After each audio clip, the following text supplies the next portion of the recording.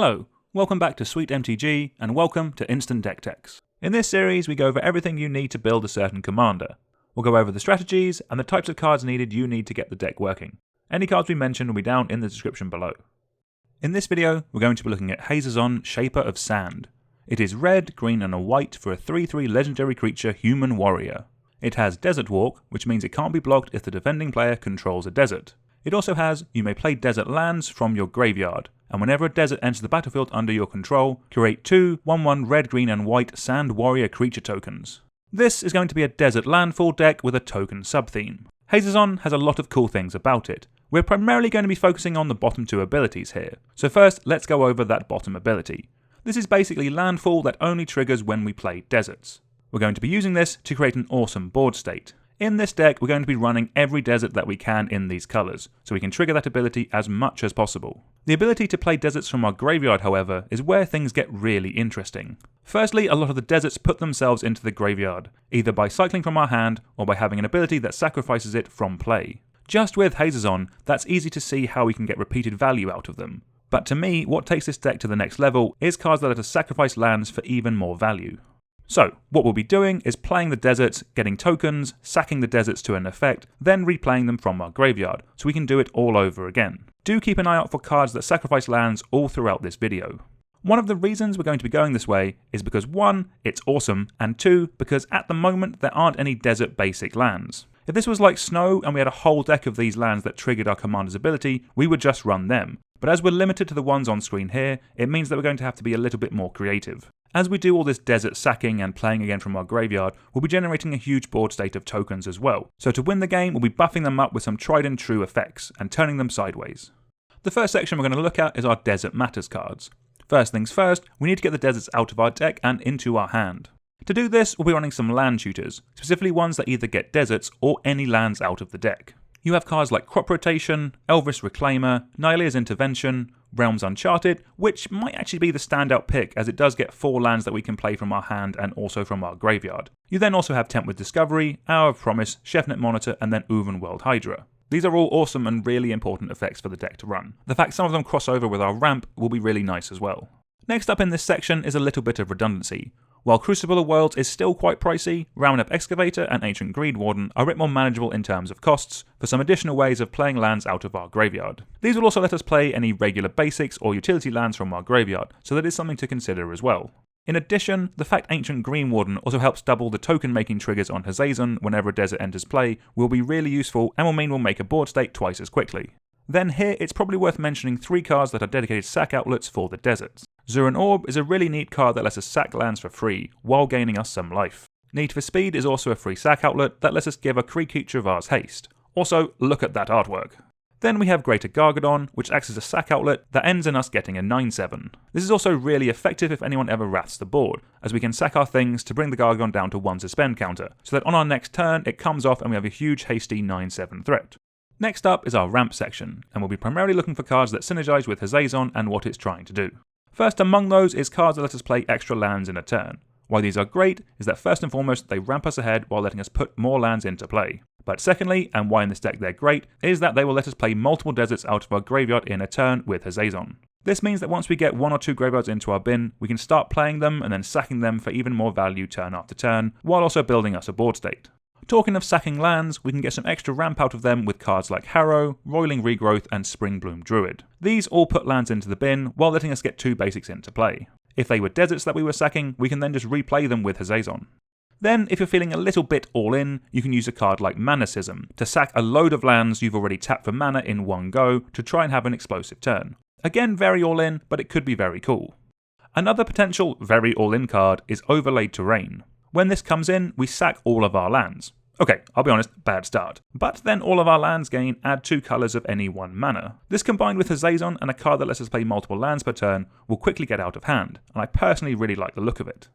And then a card that I've included in our ramp, which is Tiller Engine. This lets us untap the deserts we are playing that would regularly enter the battlefield tapped, so we have access to that mana straight away.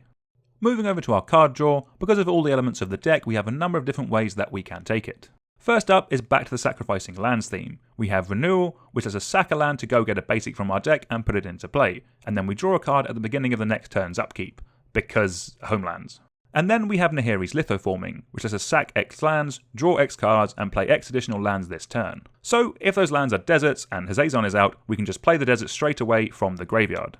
For some more land-based card advantage, we have Valakut Exploration. This basically gives us an extra card to play that turn, every time we play a land. If we don't play them, they deal damage to each opponent and then go to the graveyard. Again, those can include the deserts, which we can just replay. We're almost done with our land-based draw, but first we have Augur of Autumn, Courser of Crufix, and Rada, Heart of Keld. These let us play lands on the top of our library, which while not straight card draw, will help us with a ton of card advantage throughout the game. Then we're going to move on to some card draw that cares about the tokens that we'll be making.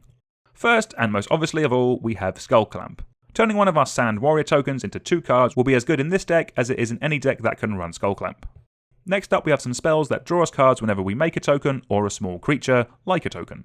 You have things like Idol of Oblivion, Mentor of the Meek, Welcoming Vampire, and Benny Brack's Zoologist. I'm a real big fan of these cards. They may not look flashy, but they will just consistently draw us a ton of cards over the course of a game. If you want a little bit quicker card draw, you have cards like Shamanic Revelation and Camaraderie. These draw us cards equal to the total number of creatures that we control. If you don't have a board state, these can be a little rough, but if we have any kind of decent board state, these can be enough to push us over the edge.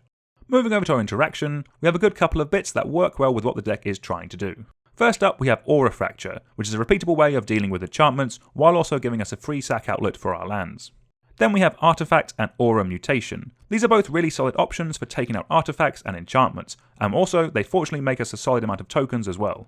After that we have the trio of 3 mana Answer Anythings, with Beast Within, Chaos Warp and Generous Gift. The flexibility of these cards is fantastic, as they just take care of whatever you need at that time. Then we have Hour of Reckoning and Blasphemous Act, which are really good board wipes. Hour of Reckoning especially is really nice as it won't touch any of our tokens. Moving over to some protection, we'll want to keep both Hazezon and our token board state around for as long as possible. First up we have Sylvan Safekeeper, which lets us sacrifice a land to give target creature we control Shroud. This is obviously going to be great in this deck at sacking lands and also for keeping Hazezon around. Then we have the always good Lightning Greaves and Swiftfoot Boots, which also make it so that Hazezon can't die to targeted removal. And then we also might want to run some cards that protect our whole board, with things like Heroic Intervention, and the frankly quite fantastic in a token deck like this, Grand Crescendo, as it protects our board while also giving us even more tokens. Next up is our win cons, and we have a cool couple of ways that we can go about winning a game. First up is with even more token makers that give us tokens whenever we sacrifice a land. You have cards like Goblin Trenches, Turn Timber Sower, and Squirrel Wrangler. When you get these going with Hazezon, we'll be making an absolute bucket load of creatures. What'll be great is that these will make them whenever we sack a land, and then with Hazezon we can bring them back to get even more tokens. Another great card that rewards us for sacking lands is Titania, Protector of Argoth. This starts making 5/3s every time we sacrifice a land. That can honestly get very scary very quickly. Then we have some more classic landfall based token makers, which will be great at making us a board state whenever we play a land. You have things like Scoot Swarm, Felidar Retreat, Rampaging Baloths, and Avenger of Zendikar.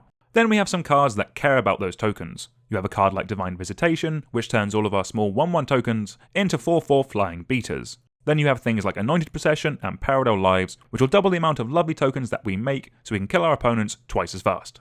Then we have some ways of winning with those tokens. You have Champion of Landbolt, which gets huge with all of those tokens, then very quickly makes our whole team unblockable. You then have cards like Beastmaster Ascension, Endrace Forerunners, and Kamal Heart of Krosa, which can come down, buff up our whole team with enough power and toughness to take out a whole board of players.